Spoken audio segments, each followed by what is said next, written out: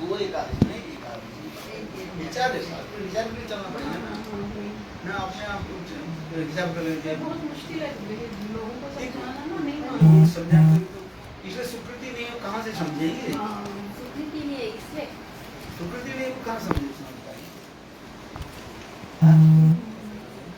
हमारे घर के पास के मंदिर में तो आ जाओ या वो जैसे करते भेड़ के चाल जैसे चल भेड़ के चाल जैसे एक भेड़ जिससे चल रहा है सब पीछे हैं।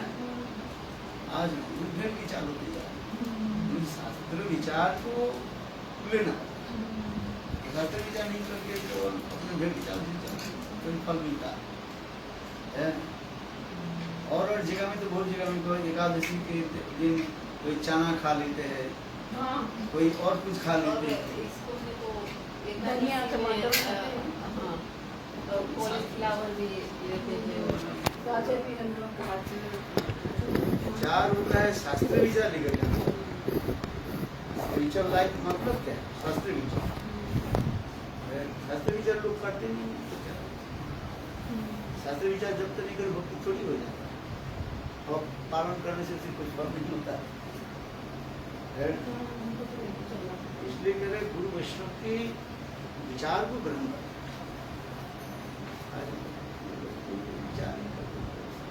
काल कहा ये एकादशी रब कर रहे हैं।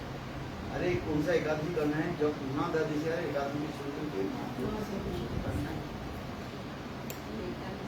हमें एकादशी करना है।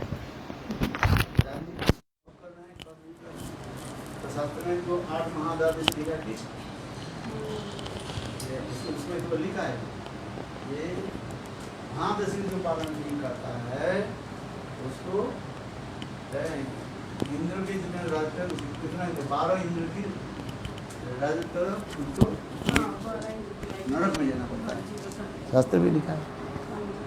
विचार भी रखना पड़ेगा ना शुद्ध केवल माने अपने मान्यवन करने से रहेंगे यही विचार। कोई एक टाइम ऑफ डेथ कोमा में पड़ कोमा में पड़ गया। हाँ। तो उससे क्या होता ना कोमा नहीं अनकॉन्शियस है? अनकॉन्शियस। हाँ उसके लिए क्या? तो they are not thinking of Krishna और तो उससे क्या? उसके लिए कोई नियम नहीं है। कोमा में पड़ गया तो क्या करें? तो उनका नेक्स्ट बर्थ नेक्स्ट बर्थ है जैसे वो कर्म किया। यदि भक्त हो तो भगवान की तो भगवान उसकी व्यवस्था कर देंगे। डिवोटी टाइम तो ये बोलते हैं कि हमको थिंकिंग करना चाहिए कृष्ण हैं? The jiva should be thinking of Krishna, but they are unconscious. अरे भाई कॉन्शियस नहीं तो कृष्ण के कैसे वो चिंतन करेंगे? हाँ तो પછી તો when they are also devotees unconsciously they leave the body. हैं? They leave the body. तो उससे क्या होता है? उसके जो पहले जो So पूर्व like भरत महाराज हिरण के कब चिंतन करने लगे? मृत्यु के समय। तो मृत्यु के समय हिरण चिंतन करते करते उनकी हिरण जन्म प्राप्ति हुई। जो अनकॉन्शियस जो कह रहे हैं वो अनकॉन्शियस के पहले जो चिंतन किया था वो उसकी तो साथ में जा रहे संस्कार हो रहे हैं। अभी मानो जो चिंतन कर रहे हैं और इसके बाद आप कोमा में पड़े तो जो आप चिंतन कर रहे थे पहले वही आपकी जाएगा। वो जाएगा। कोमा से पहले कोमा के बाद उसके साथ कोई लेन देन नहीं। वो तो जो हो गया हो गया। कोमा जिस समय तक पड़ा हुआ है, मानो तो 1 साल रहे, 10 साल थे कि 5 दिन रहे, जितने ही समय थे वो उनकी गिनती नहीं होगा। और जिस समय वो कोमा पड़े उसकी पहली स्थिति वो क्या था हाँ समझिए वो उसके लिए जाता है। भजन के जहाँ तक भजन नहीं भजन जहाँ तक किया है इसको सुनो। भजन जहाँ तक किया है फिर मृत्यु के बाद जहाँ पर भजन रुक गया फिर दूसरी बात जन्म में भगवान ऐसे करते वहीं पर चालू कर देंगे। जहाँ पर शुरू ये तो वहीं पर शुरू कर देंगे। इससे क्या होता है समझ में आता नहीं? यही तो विचार होता है। भक्ति राज्य में यही विशेषता है कर्म मार्ग ज्ञान मार्ग में जहाँ खत्म हो जाने पूरा पुनराय माने फिर दोबारा रीस्टार्ट करना पड़ता है। जैसे हम कंप्यूटर में काम करते जा रहे हैं, यदि उसके ये नहीं किया, क्या बोले, स्टोर नहीं किया है, वो उड़ जाएगा, फिर हमें पुनः करना पड़ता है। तो कर्म मार्ग, हाँ, कर्म मार्ग में उसी प्रकार ही होता है, सब उड़ चला जाता है। जो अच्छे कर्म किया वो भी चला जाता है। भक्ति मार्ग में जितना भक्ति किया और जहाँ पर कि समाप्त हुआ वहीं से आपके शुरू हो जाए, चालू हो जाएगा। आप मानो भजन कर रहे हैं, भजन करते आदु श्रद्धा तदु साधु संग भजन के अंतर निष्ठा रुचि आसक्ति भाव प्रेम, ये जो साधन की जो क्रम दिखाया गया, जिस समय जिस स्थान पर आप रुक गए वहीं से फिर सार चालू हो जाएगा। यही तो भक्ति मार्ग में ये विशेष वैशिष्ट दिखा रहा है। भक्ति मार्ग में वैशिष्ट ये है, जहाँ से समाप्त हुई वहीं से प्रारंभ होगा।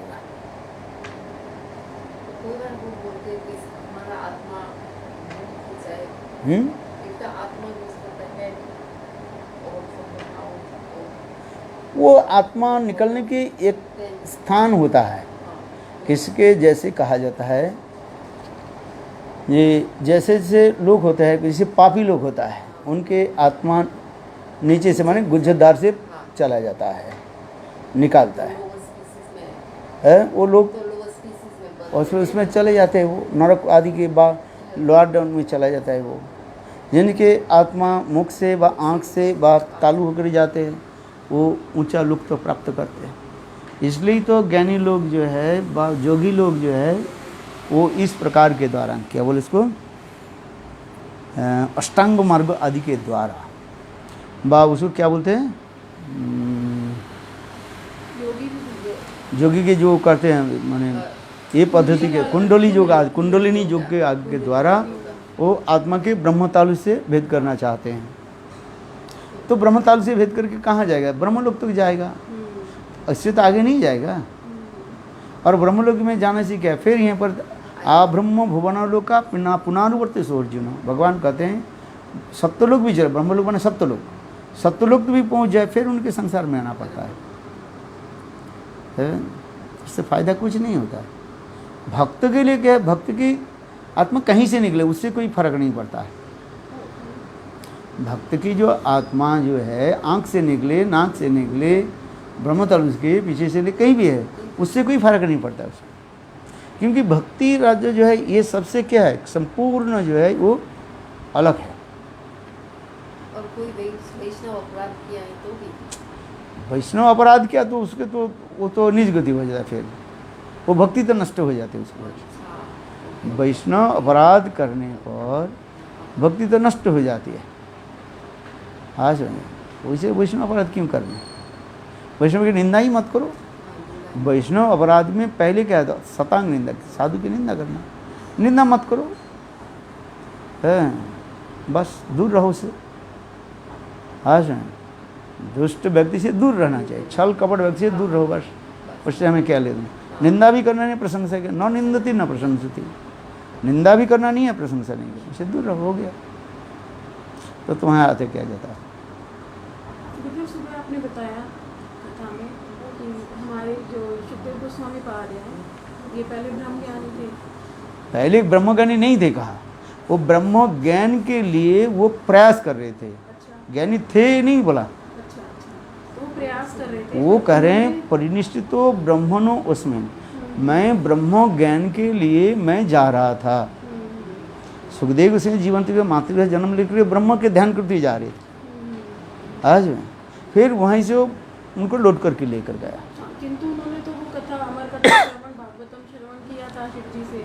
कौन? सुखदेव जी ने, तभी तो वो भागे थे व्यास जी की पत्नी के गर्भ में गए थे। वो तो दूसरी लीला है। अच्छा, वो कोई और नहीं, वो तो दूसरी लीला है। उस सुख पक्षी से लेकर के सुख पक्षी के घर में जन्म लिया, फिर शिव जी के मुखारविंद से भगवत कथा सुना, फिर इनके घर में जन्म लिया। और वो दूसरी वो सुख पक्षी के जन्म में, और दूसरी जन्म में आ रहे क्या न, ये सुखदेव गोस्वामी के रूप में आ रहे हैं। तो ये जो परीक्षित जी को कथा सुना रहे हैं, ये सुखदेव गोस्वामी कह रहे हैं ना, ये वो वाले सुख नहीं है। अरे वही वाला तो सुख है। अच्छा, अगले जो जन्म के जो उसके साथ हमारे क्या संबंध है? अभी जिस जन्म की कथा है उसी का रहे हैं। वही शुभदेव उसमें थे, वही सुख पक्ष राधा जी के पालित सुख पक्ष के फिर जन्म लिया, फिर उन्होंने क्या बोले बिटिका के गर्भ से जन्म करके वो सुखदेव गोस्वामी के रूप में आ रहे। उससे क्या? तो उससे क्या? तो जिन्होंने शिव जी का सुना उन्होंने व्यास जी से भी सुना, उससे बात से सुना। लोग लीला दिखा रहे ना, लोग लीला की करते ही वो दिखा रहे हैं। अगले जन्म में आप क्या किया नहीं किया तो उसके साथ क्या संबंध है? और यदि किया उसके संबंध, उसके जो है संस्कार आपके पास है, संस्कार तो है ना। तो जो किंतु परीक्षित जी को सुनाया है वो तो शिव जी से सुन के ही जो उसको तो, अरे वही वाले थे ना।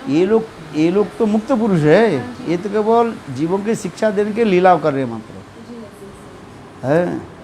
जीव और जो परिकर में यही अंतर है, ये सब तो भगवान के परिकर है।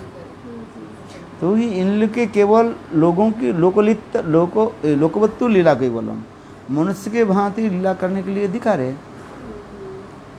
है। ना सुखदेव गोस्वामी कई ब्रह्मज्ञानी थे, ना ब्रह्म में भी, तो केवल एक अभिनय कर रहे मात्र, and he is acting the role. वो केवल एक रोल दिखा रहे हैं जीव के हमें शिक्षा देने के अर्थात ब्रह्मज्ञानी अपेक्षा भक्त की महात्मा अधिक दिखा रहे हैं, और भगवत कथा की इतनी शक्ति है ये दिखा दिया है। और कहीं कहीं मुझे दशम स्कंद में ये भी आया, जैसे सुखदेव गोस्वामी जी राजा परीक्षित को सुना रहे हैं, तो वहाँ पे कई बार आ रहा है जैसे सूत जी बोले कि सुखदेव गोस्वामी जी ने राजा परीक्षित को बताया, तो वो सुखदेव जी तो सूत जी के बाद आए थे ना। आप इसके पहले भागवत कथा की अच्छी तरह से सुनो। जी, भागवत कथा की ये सीटिंग बता रहे, सीटिंग समझते हो कि नहीं? इंग्लिश में तो सीटिंग बोलते हैं, हिंदी में क्या बोलते हैं? जो हैं there are 3 sittings of Shrimad Bhagavatam. हाँ जी, हाँ जी, ये जो पहली जो भागवत कथा है, ये है, ये भागवत कथा की कई प्रकार ही होते रहते। कल्प भेद से हरि कथा, विभिन्न कल्पों में विभिन्न रूप में भागवत की कथा जो है वो प्रचार हुई। भागवत नित्य ही है, तथापि लोक दृष्टि से प्रचार के लिए दिखाया जाता है। पहली भागवत कथा जो है सूक्ष्म रूप में स्वयं भगवान नारायण ब्रह्मा जी को श्रवण कराया। वक्ता कौन बने? नारायण। श्रोता कौन बने? ब्रह्मा जी। इसके बाद जो है वही भागवत कथा जो है ब्रह्मा जी ने नारद के सुनाया है। नारद के बाद वही भागवत कथा जो है नारद जी उसी कथा को व्यासदेव के सुनाया। व्यासदेव उसी कथा को जो है सुखदेव के सुनाया। सुखदेव उस कथा को जो है परीक्षित महाराज के सुनाया। अच्छा, ये तो एक सीक्वेंस परंपरा में आ गया। कृष्ण हिते चतुर्मुख हन कृष्ण सेवनुंग ब्रह्मा हिते नारद रमति नारद हुईते व्यास मध्यकयन व्यास। ये तो भागवत की परंपरा इसी प्रकार दिखाया गया। अच्छा, किंतु इस कथा की कल्प में विभिन्न कल्पों में कैसे जगत में प्रकट हुई उसकी लीला आदि यहाँ पर वर्णन हो रहा है। यहाँ पर जो है 3 सीटिंग बता रहे हैं। एक है जो सम्मुख प्रयास में है, सरस्वती नदी के तट पर ये कथा हुई है। वहाँ पर जो है वहाँ पर है जी व्यास नारद संवाद हो रहे सरस्वती तट पर। दूसरी जो होता है क्या बोले, दूसरे सुख परीक्षित संवाद जो है ये होता है इसमें सुक्ताल में, जिसके सुकट तलीबा सुक्ताल कहा जाता है। ये हो गया। तीसरी जो कथा जो है ये हुआ है इसमें क्या बोले नैमिषारण्य। हाँ सुनिए, नैमिषारण्य वक्ता कौन है, श्रोता कौन है? अभी जो श्रीमद् भागवत की हम जो कथा सुन रहे हैं, इस कथा की वास्तव जो है वक्ता कौन है, श्रोता कौन है? इसके अभी जो हम करें, ये वक्ता है सुत गोस्वामी पाद, सोनक आदि ऋषि लोग की श्रवण करा रहे हैं। इसलिए श्रीमद् भागवत की प्रथम अध्याय में है सुत सौनक संवाद कहा गया। और सुत गोस्वामी पाद स्वयं कह रहे हैं ये परीक्षित के सभा में जिस प्रकार सुखदेव गोस्वामी जो जो कथा सुनाया आप लोग को मैं वही कथा सुना रहा हूँ। अच्छा, और इसके मतलब जो है और परीक्षित महाराज के कौन सुनाया? सुखदेव गोस्वामी। और सुखदेव गोस्वामी पाद भी कह रहे हैं जे मैं अपने पिताजी से मुखारविंद से जैसे भागवत कथा श्रवण किया वो कथा अब लोग को मैं बता रहा हूँ। और व्यासदेव कह रहे हैं जे मैं जैसे नारद जी से जैसे जैसे कथा श्रवण किया है उस कथा आपको मैं श्रवण करा रहा हूँ। तो आप फिर दोबारा आइए, इधर नीचे से ऊपर आइए, ऊपर करिए। तो प्रथम जो कथा जो है व्यास नारद संवाद हो गया। दूसरी कथा जो होता है व्यास सुखदेव कथा भी हो गया। व्यास सुखदेव की कथा सुनाया वो। उसी कथा को जो है सुखदेव गोस्वामी जो है परीक्षित महाराज के सुना दिया। और परीक्षित महाराज बोले उसी कथा को जो है सुत गोस्वामी पाद सुनकादि ऋषि की कथा सुना रहे हैं। हाँ समझे, इसलिए एक कथा को परंपरा उसी प्रकार दिखा रहे हैं, ये सीधा बात। इसलिए कहीं कहीं लगा व्यास उवाच, क्योंकि कथा की तो एक ही कथा, व्यासदेव ने जो बोला भागवत में लिखा है व्यास उवाच, सुक उवाच, सोनकादि ऋषि प्रश्न करे सुत उवाच। वो एक कथा को जो है इतने सुंदर रूप में भागवत में उसके वर्णन करके दिखा रहा है। कथा तो इसके अनेक आगे हो गया है। उसमें कथा जो है भागवत की कथा स्वयं जो है वो क्या बोले विष्णु ने कथा सुनाया। भगवान श्री हरि जो है विष्णु जो है वो कथा सुनाया। भागवत कथा किसको सुनाया? लक्ष्मी देवी के सुनाया है। आज लक्ष्मी देवी की कथा सुनाया। फिर दूसरी बार क्या है वही भागवत कथा जो है लक्ष्मी जो है उसके सुनाया, क्या बोले विष्णु के श्रवण कराया है। तो कथा प्रसंग इसी प्रकार होते आ रहे हैं। फिर शिव जी के कथा प्रसंग आ रहे हैं। शिव जी उस कथा को जो पार्वती की देवी के सुनाया, क्योंकि एक कल्प की कथा है, एक कल्प नहीं, विभिन्न कल्प में विभिन्न रूप में प्रकाशित हुआ अलग अलग। इसलिए कथा को भागवत में जहाँ जहाँ पर दिया गया ये उवाच, सुक उवाच, व्यास उवाच, सोनकाद सुत उवाच, ये सब जो कह रहे हैं उसके बोलने के बाद विभिन्न कल्पों में ये कथा को हुई। भागवत नित्य ही है, तथापि उस कथा को किस प्रकार श्रवण कराया। आगे पीछे कुछ नहीं है, कोई सीक्वेंस वैसे नहीं है ना? नहीं, सीक्वेंस तो उतना ही बता रहे हैं जैसे अभी वर्तमान जो हम भागवत जो श्रवण कर रहे हैं।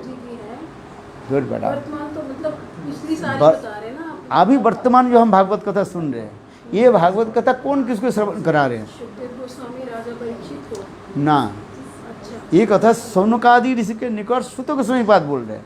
अच्छा, वो उनकी बता रहे हैं। आप समझ में आ रहा है? हाँ बताओ आप। मेरे को इतना समझ में आया गुरुदेव कि अभी जो भागवत जो पढ़ रहे हैं, इसलिए भागवत के प्रथम में क्या बोल रहे हैं कि आप ये कह रहे हैं कि सूत जी शौनकादि ऋषि को हाँ। सुना रहे हैं। तो अभी भागवत कौन सुना रहे हैं? सूत हमारे पास हम जो भागवत जो पढ़ रहे हैं ये भागवत की अभी जो वक्ता श्रोता कौन है? सूत जी बता रहे हैं। सूत जी वक्ता है। सूत जी वक्ता है, सोनकादि ऋषि लोग श्रोता है। सूत जी जो कथा बोल रहे हैं वो कह रहे हैं जैसे जैसे कथा को मैं परीक्षित महाराज से श्रवण किया, मैंने परीक्षित महाराज के सभा से श्रवण किया, वही कथा आप लोग की बता रहा हूँ। इसलिए उसी कथा को वो बता रहे हैं। क्या बता रहे? सुत गोस्वामी पाद रहे हैं ये सुखदेव गोस्वामी ने परीक्षित महाराज की कथा सुना है, इसलिए सुख परीक्षित संवाद आ रहे हैं इस कथा को।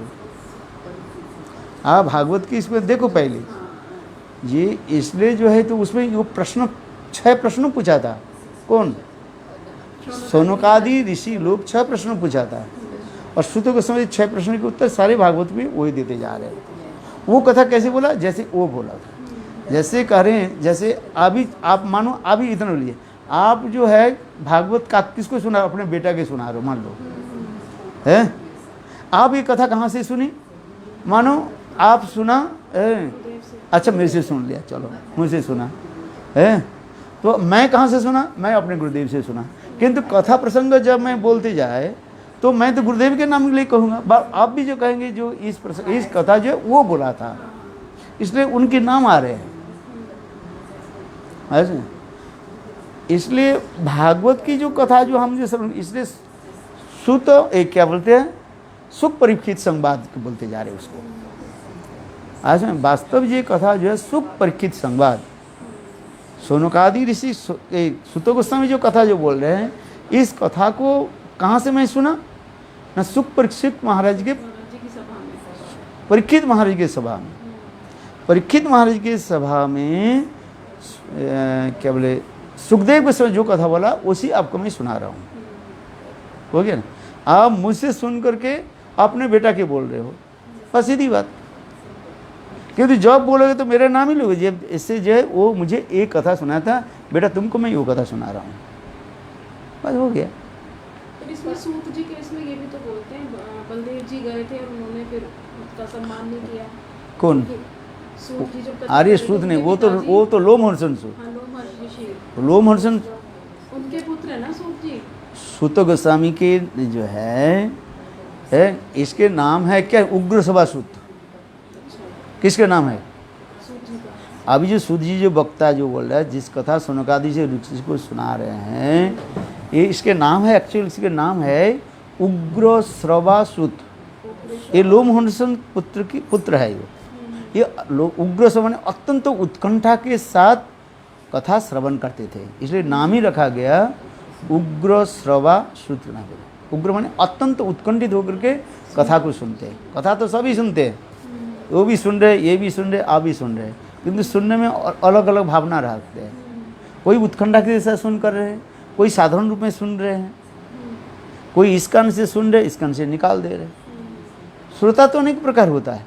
उग्र सभा सूत जीव की कथा को अत्यंत आग्रह के साथ एक एक शब्दों की कहीं मिस ना हो जाए, अत्यंत माने दृढ़ चेता होकर श्रवण कर रहे, इसलिए उसके नाम हो गया उग्र श्रवासूत। और उनके पिताजी के नाम था लोमहर्षण सूत। वो भागवत के प्रवक्ता नहीं थे। कौन?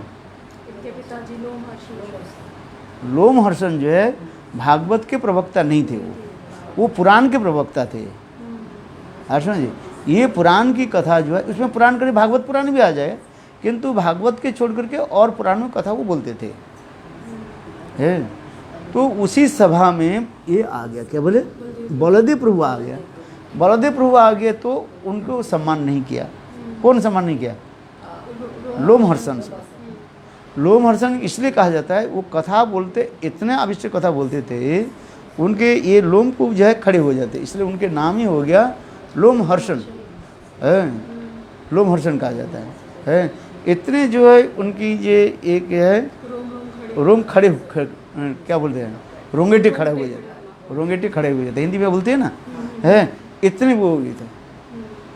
किंतु बलदेव प्रभु आए जब नैमिषारण्य में, वो बलदेव प्रभु के सम्मान नहीं दिया, तो बलदेव प्रभु के गुस्सा आ गया। बलदेव एक सरखंडा उठाया और मैंने और उनके गला को काट दिया। तब सब श्रोता लोग कहने लगे हम किससे कथा श्रवण करेंगे। तब बलदेव प्रभु ने कि उनके छोटा बेटा जो है, क्या नाम है, उग्र श्रवासूत, उनके ऊपर सिर पर हाथ रख दिया और उनके सिंहासन पर बैठा दिया, वो बोलना चालू कर दिया। यही तो बलदेव प्रभु के काम हुए। तो वही कथा जो है, और ये जो कह रहे हैं, ये उग्र श्रवासूत कह रहे हैं, मैं मेरे पिताजी से मैं ये भागवत कथा नहीं सुना। किससे सुना ना? सुखदेव गोस्वामी बात से है, ये बोलते जा रहे हैं आज में। इसलिए इसके जो हम अभी जो भागवत कथा सुन रहे हैं, एक्चुअली ये भागवत कथा हम जो सुन रहे हैं, ये सुत सोनकादि संवाद, इसमें अंतिम तक सुत सोनकादि कथा जो आपको मिलेगा है। हाँ, वो कथा जो आपको मिलेगा, वो कहते हैं हम जो श्रवण किया वो आपके बता रहे हैं। वो कह रहे हैं, सोनकादि ऋषि कह रहे हैं, ये परीक्षित महाराज में सुखदेव गोस्वामी जो कथा सुने आपको मैं बता रहा हूँ। इसलिए बीच बीच में उनको नाम लिया और बीच में कर देंगे वो प्रश्न क्या किया, परीक्षित महाराज ने ये प्रश्न किया और सुखदेव गोस्वामी ने उत्तर दिया। अभी जो भागवत जो हम पढ़ रहे हैं, ये जो है वो सुत गोस्वामी पास सोनकादि ऋषि कह रहे हैं, जो कथा इसको बोले है, ये होते जा रहे हैं। और सुत गोस्वामी परीक्षित क्या बोले, सुखदेव गोस्वामी जो कथा बोले ये कथा मैं अपने पिताजी से जैसे श्रवण किया है, उसी कथा आप लोग ने श्रवण कर, आप लोग इनको श्रवण करा रहे हैं। तो ये भागवत की इसी प्रकार भी कहा जाता है। ये भागवत की जो कथा, वो भी कथा कैसे कैसे कहाँ पर कौन सी कथा हुई उस प्रसंग भी कहते जा रहे हैं। इसलिए कहते हैं एक होता है सम्मक प्रकार, सम्मक स्थान जो है क्या बोले बद्रीनारायण में, सरस्वती के नदी के तट पर, वहीं पर जो कथा जो है वो व्यास नारद संवाद कहा जाता है। फिर दूसरी जो कथा जो सिटिंग जो हुई है ये हो गया इसमें सुक्ताल में है। तीसरी जो कथा जो है ये नैमिषारण्य में है, गोमती की नदी के तट पर। ये अभी जो हम जो कथा सुन रहे हैं एक्चुअली ये भागवत कथा सुन रहे हैं तो सुप्रसिद्ध वही कथा तो है ही, किंतु ये कथा कि वक्ता कौन है, श्रोता कौन है और कहाँ पर हुई। ये अभी जो कथा जो है नैमिषारण्य गोमती नदी के तट पर, और सुख परीक्षित जो संवाद जो हुई थी वो गंगा के तट पर। सुक्ताल जो है गंगा के तट पर हुई है। और क्या बोले व्यास नारद संवाद जो हुई वो हुआ है क्या सम्मक प्रयास, वो भी सरस्वती की नदी, सब नदी के तट पर हो जाए, सरस्वती नदी है और ये हो गया क्या बोले गंगा नदी के तट पर, और ये है गोमती की नदी के तट पर। ये तो हो गया बस। आप गए थे उधर गोमती नदी? सुक्ताल गई थी। चलो छोटी थी जब पापा लेकर गए। हाँ हम लोग तो अभी गए थे ना लास्ट, हाँ वहाँ पर अयोध्या में गए थे ना, वहाँ पर हम लोग बैठे और गोमती नदी में हम लोग आरती भी किया, जलपान किया, दर्शन किया। वो अच्छा था, वही कथा की जो है। इसलिए हम जो अभी जो भागवत कथा एक्चुअल श्रवण करते हैं वो है सुत सौनक आदि संवाद गोमती के नदी के पर जो सिटिंग है वही कथा है। ये कथा हम सुन रहे हैं। इसलिए आपको कन्फ्यूज हो गया जो एक सुख परीक्षित संवाद कैसे हुआ, वो कथा को वही कथा सुन करके एज इट इज बोलते जा रहे हैं। और ये कथा भागवत कथा ये आती है सेकंड पर एग्जैक्टली द सेम ना, थोड़ा चेंजेस तो हो जाए। क्या चेंज होगा?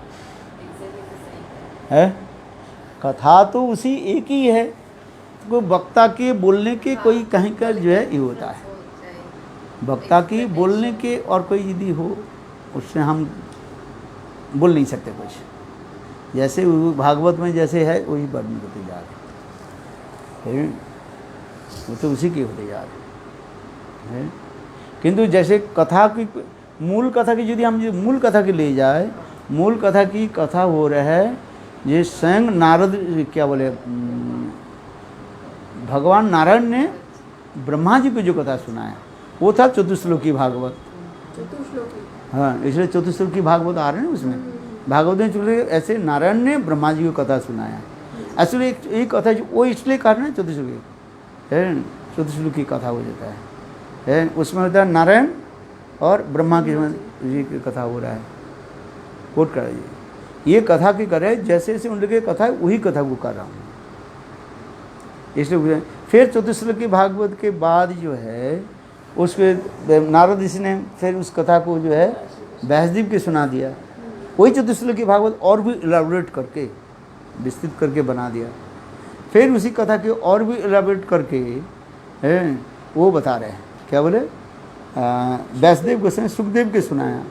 सुखदेव गोस्वामी से जो परीक्षित महाराज के सुनाया है और सुना करके सुना दिया। उस कथा को फिर सुत गोस्वामी पास सुनने का कथा सुना रहे। बस यही तो है। ये जो बृहद भागवतम है ये कहते हैं राजा परीक्षित ने अपनी माँ को सुनाया था। हाँ तो वो थोड़ा सा कंफ्यूजन यहाँ पे ये आता है कि 7 दिन उन्होंने सुखदेव गोस्वामी जी से श्रवण करी, उसके बाद ही उनकी मृत्यु घोषित हुई थी। तो उन्होंने अपनी माता जी को किस समय श्रवण कराया? माता जी को किस समय श्रवण कराया?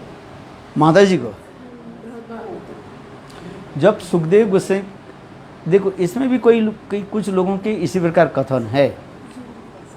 एक कथा इसमें आता है ये सुखदेव गोस्वामी पाद परीक्षित महाराज सुखदेव कब तक कथा हुई? ये जो 7 दिन जो भागवत कथा सुनी, क्या दिन में हुई कि रात में हुई, अथवा दिन रात मिल करके हुआ? दिन रात ही बताते आपको, लगातार हुई। अच्छा, लगातार हुई। ये जो यदि लगातार हुई तो परीक्षित महाराज अपने माँ इनके कब श्रवण कराया? हाँ, वही तो ये कंफ्यूजन आता था। इसमें ये होता है, हाँ? Bhagavatam was before Parikshit, or the Bhagavatam? उन्होंने अपने माता जी को सुनाई थी, रात में ये बाद में सुनने के बाद इसमें 7 दिन तक था उनके पास। वो ही बता रही थी। इसमें ये कथा प्रसंग आ रहे हैं, ये जब सुखदेव गोस्वामी पाद परीक्षित महाराज की कथा समाप्त कर दिया, उस समय जो कुछ बचा था, उसी समय में ही परीक्षित महाराज अपने माँ क्या बोले सुभद्रा थी ना? नहीं, अपने माँ के श्रवण कराया, उत्तरा को श्रवण कराया। वो जो परीक्षित महाराज अपने माँ उत्तरा के उसी समय श्रवण कराया। अच्छा, परीक्षित महाराज ये चला गया, क्या बोले, सुखदेव के समय के बाद जब चले गए, उस समय जितने समय टूक बचा था है, क्योंकि उस समय कह रहे हैं, कौन बोल रहे हैं? सुखदेव गोस्वामी पाद कहने लगे, देखो तुमको मैंने भागवत कथा श्रवण किया, आज 7वां दिन है। अच्छा, उस समय जो कथा है उसमें कथा को समाप्त कर दिया और कहने लगे, देखो अभी वो तक्षक आएगा और तुम इसमें क्या करो ना, भगवत कथा में तल्लीन हो जाओ, ये तो कहने। अच्छा, उसी समय जितने समय टूक बचा, उसी समय परीक्षित महाराज अपने माँ उत्तरा के श्रवण कराए। इसके 7 दिन लगातार नहीं श्रवण कराए, 7 दिन तो वो श्रवण में ही रहा था। परीक्षित महाराज श्रवण कैसे?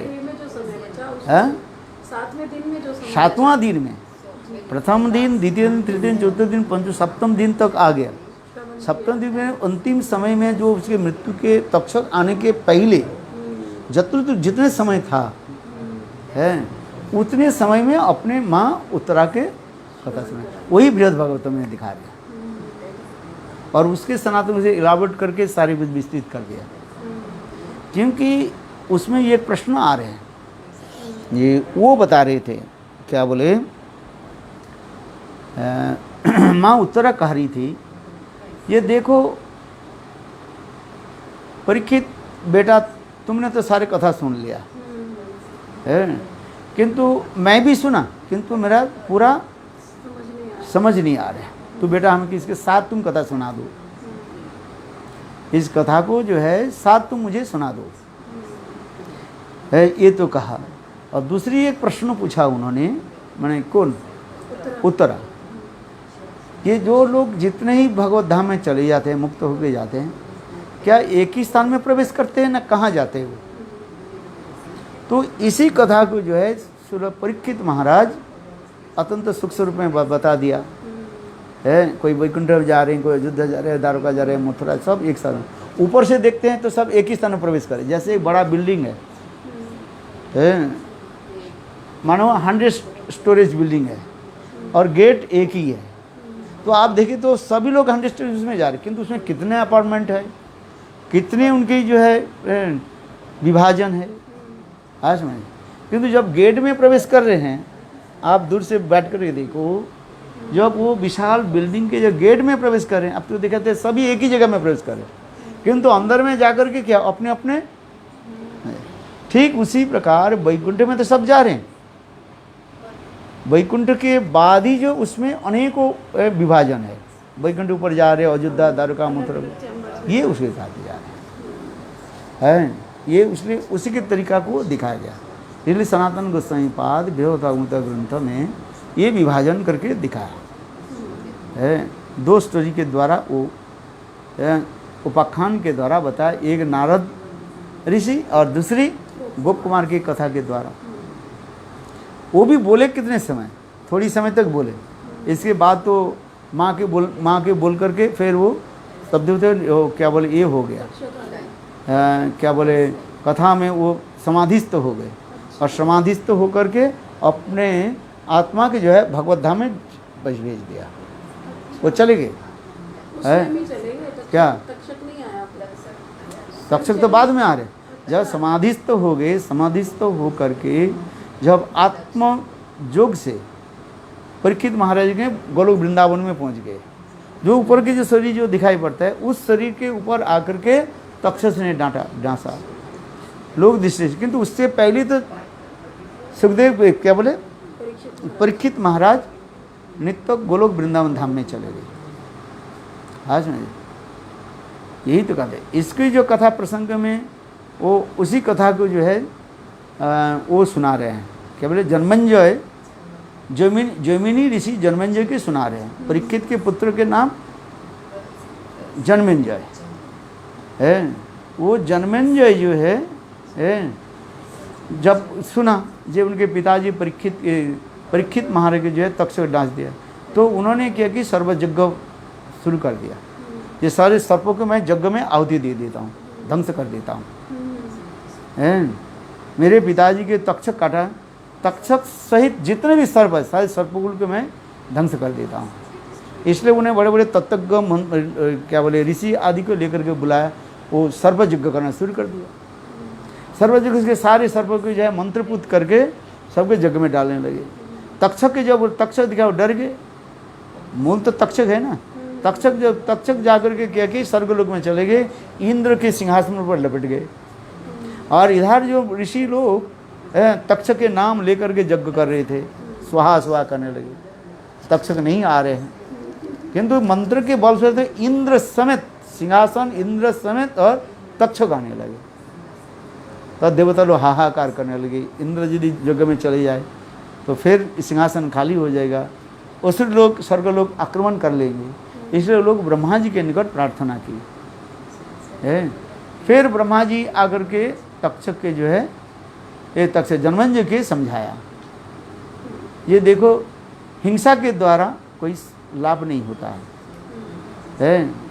हिंसा के द्वारा तुम हिंसा क्या है, किसी के प्रति रिवेंज लेना, वो हमारे पर ऐसे गलत काम किया उसके मैं दंड दो, इसके द्वारा हिंसा के द्वारा नहीं होगा है।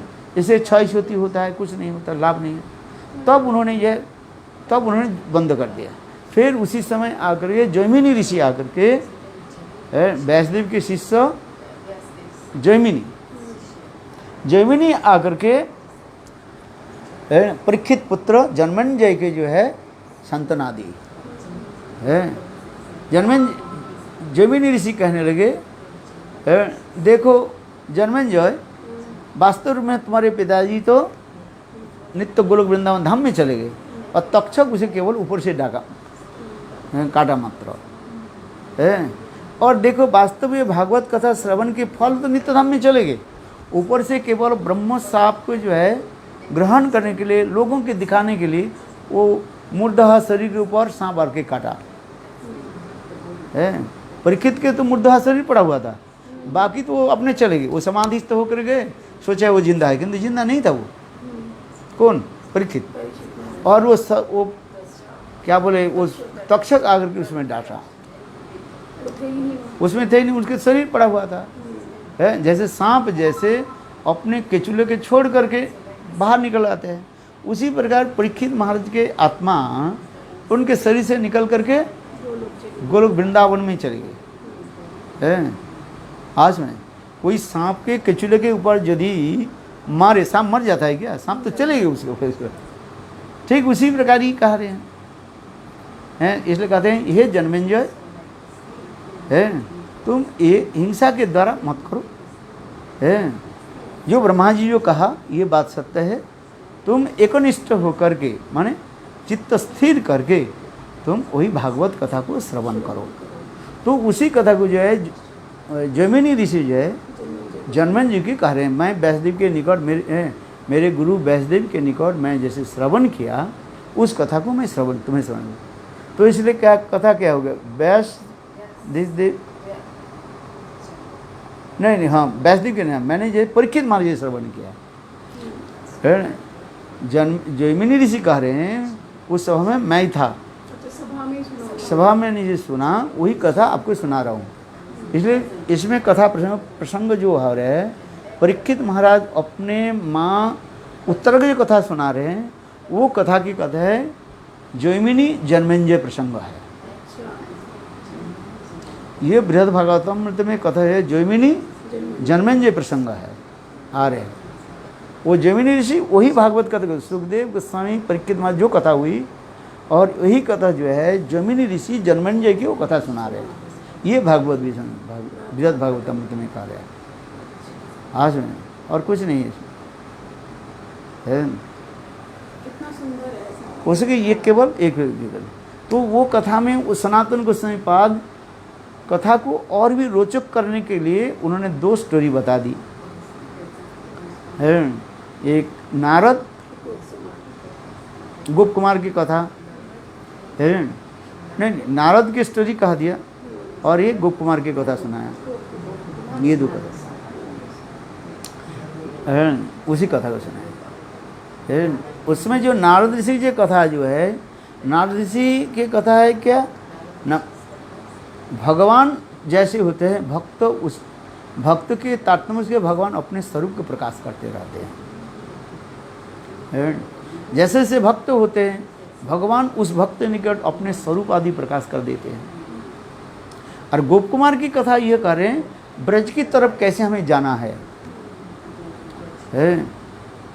ब्रज की तरफ हमें कैसे, इसे ब्रज भक्ति की इसमें जो है नारद ऋषि की कथा जो है, पहले नारद ऋषि की कथा जो सुनाया जीवन से, नारद ऋषि एक एक लोक में जा रहे हैं और जाकर उस भक्त के श्रेष्ठ मान रहे हैं, जिसको देखते हैं कहते हैं you are the best recipient mercy of lord, आप भगवान के अत्यंत कृपा पात्र हो। नारद ऋषि जिसके पास जाते हैं उसको यही शब्द बोलते हैं आप सब भगवान के अत्यंत कृपा पात्र हो। तो वो भक्त कहते हैं नहीं मैं भगवान की कृपा पात्र नहीं, जैसे प्रहलाद से लेकर के जितने भी भक्त होता है वो भी भक्त के निकट कह रहे हैं। उसी के जो है हमारे सनातन गोस्वामी पाद जो देख रहे 5 प्रकार के भक्त बता रहे हैं। और गोप कुमार की कथा जो दूसरी तरफ आ रहे हैं, ये किस प्रकार गोप कुमार अपने जीवन की अनुभूति किया उस कथा अपने शिष्य माथुर ब्राह्मण के श्रवण करा रहे हैं आज। तो ये दोनों कथा इसी प्रकार की जा रही है। एक नारद जी की कथा जो है भक्त भक्ति भगवान में आ रहे हैं, वो जैसे भक्त होते हैं भगवान उस भक्त के अंदर वो स्वरूप दर्शन कराते हैं, उस लोक में उसको जाते हैं। और गोप कुमार की कथा जो है ये भगवान की अनुभूति कैसे हुई है, ये गोपाल मंत्र आदि जप करने के फल जो है कैसे कैसे उसके लोक में जे जा रहे हैं। गोप कुमार के जीवन चरित्र में 2 वस्तु लक्षणीय है। क्या बोला? 2 वस्तु लक्षणीय है।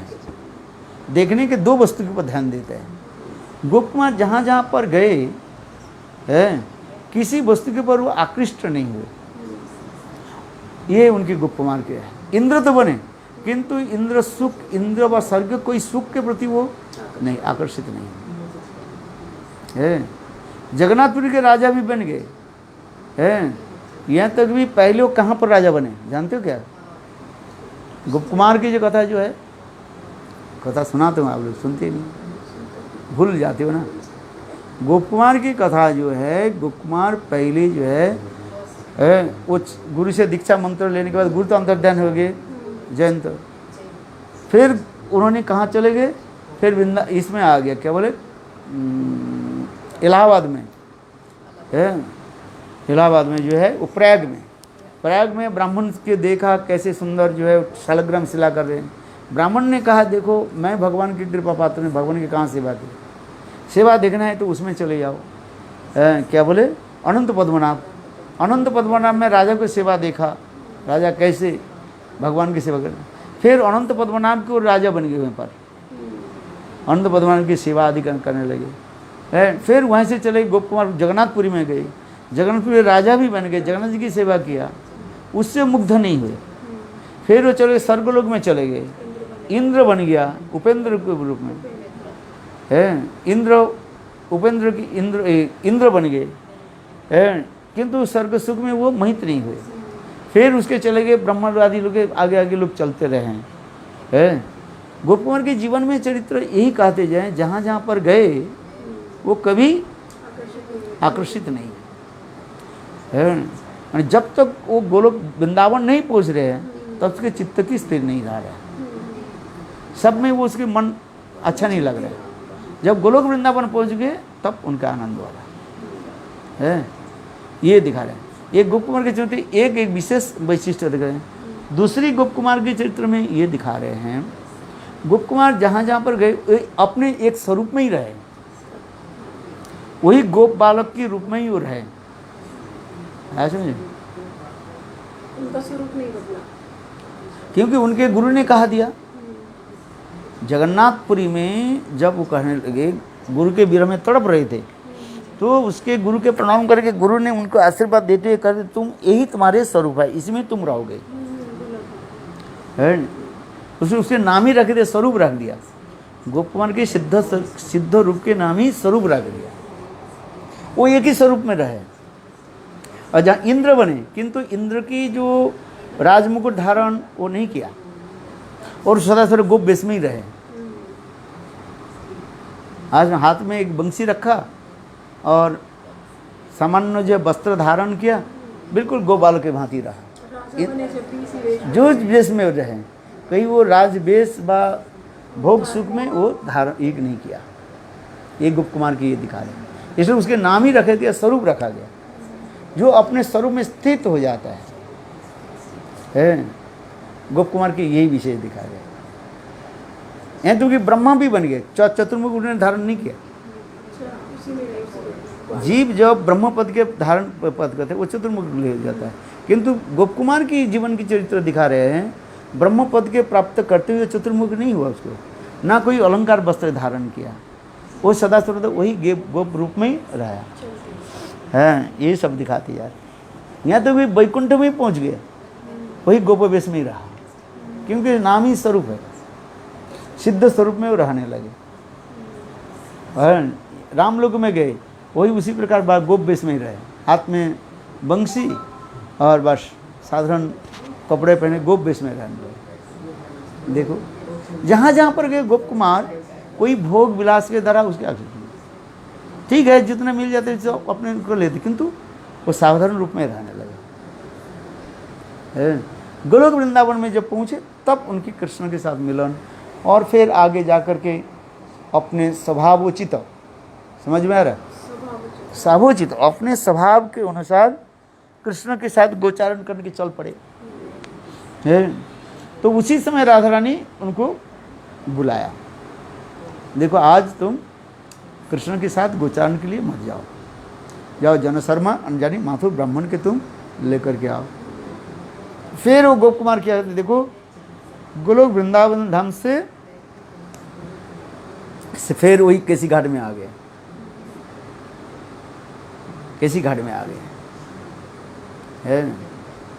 और केसी घाट में आकर के जो वहाँ पर ठीक पूर्व अपने गुरुदेव को जैसे उसी भाव में आविष्ट करके वो कीर्तन करने लगे। और इधर माथुर ब्राह्मण चले गए कहाँ, प्रागज्योतिषपुर, देवी से मंत्र गोपाल मंत्र प्राप्ति करके फिर इधर सागर गंगा सागर होते हुए समस्त तीर्थ आदि के मथुरा से आचमन करके फिर वही जो है केसी घाट में जाकर पहुँचे। और फिर गोप कुमार के साथ भेंट हुई और गोप कुमार सारे उनको कथा सुनाया और फिर उनको लेकर के गए। ये बताते जा रहे, समझ में आता है। कृष्ण जी की तो लीला हमारी द्वारका में बताते हैं कि द्वारका में स्मरण कर ली उन्होंने, क्या सारी द्वारका नगरी के साथ स्मरण हो गई ना कृष्ण जी की लीला। पर राधा जी का तो, राधा जी तो वहाँ पे नहीं थी, राधा जी ब्रज में थी, तो राधा जी के जाने का कोई है व्याख्यान, उनकी लीला कैसे? राधा जी कहाँ, इसलिए कहते, इसलिए तो कह रहे हैं कृष्ण अंतर्ध्यान की लीला दो प्रकार की कर रहे हैं। भागवत के अनुसार कृष्ण ने द्वारका लीला करके वो क्या बोले, एक स्वरूप में समस्त द्वारकावासी के लेकर के चले गए। भगवान एक ही स्वरूप में अनंत स्वरूप बनाते हैं।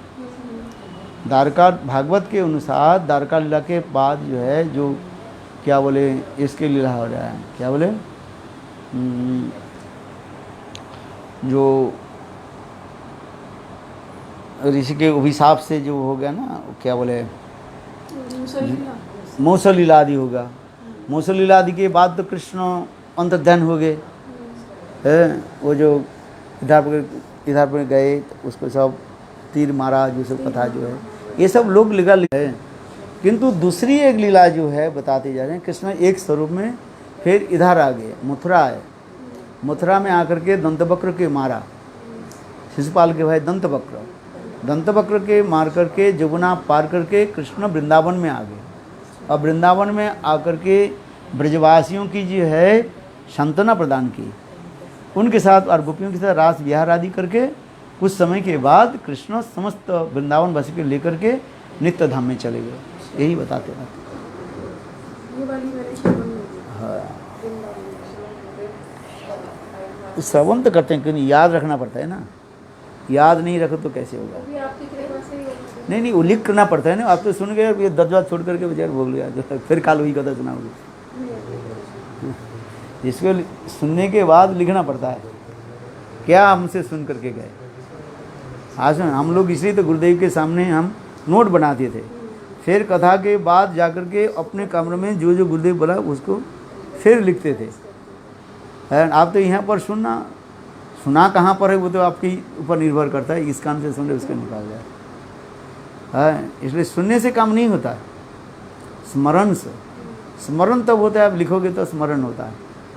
इसे सुनने के बाद आपके कॉपी में लिखना पड़ता है, लिख करके तब जो है इसको फिर बीच बीच में उसको देखने पढ़ते रहो। हाँ समझे, नहीं तो सुनते सभी तो है, नोट्स भी बनाते हैं पर पढ़ते नहीं रहेंगे। बनाते पढ़ते नहीं तो कैसे हो। तो वही तो स्मरण है, कथा श्रवण उसी प्रकार कहा जाता है। चलो मैं थोड़ा काम करता हूँ, टाइम तो हो गया।